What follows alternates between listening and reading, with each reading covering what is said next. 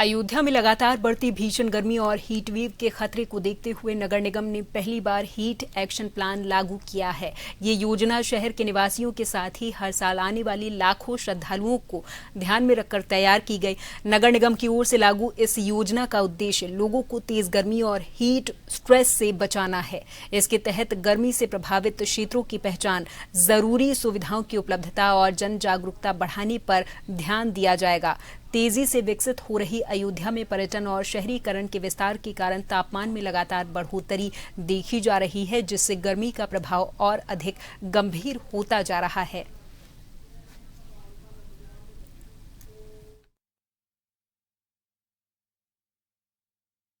Health की मदद से और अयोध्या नगर निगम ने सभी डिपार्टमेंट्स, स्टेक होल्डर्स के साथ अयोध्या हीट एक्शन प्लान बनाया है। उसको कल लॉन्च किया गया है।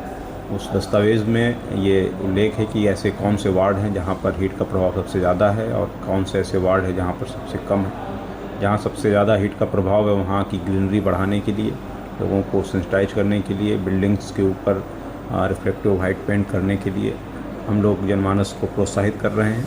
और जो जहाँ बड़े स्तर पर लोगों का आना जाना है वहाँ पर धूप का और हीट का प्रभाव कैसे कम किया जा सके, उसके लिए हम शॉर्ट टर्म और लॉन्ग टर्म गोल्स बनाते हुए उस पर काम कर रहे हैं। सर 9 वार्ड ऐसे हैं जो सबसे ज़्यादा सम्मिलित हैं। हाँ, 9 वार्ड्स में जो है ज़्यादातर जैसे टेढ़ी बाज़ार का एक क्षेत्र है, मतलब पूरा वार्ड नहीं है लेकिन उस वार्ड के कुछ पॉकेट्स हैं जो सबसे ज़्यादा हीट के प्रभाव में हैं, और राम की पैड़ी का कुछ क्षेत्र है।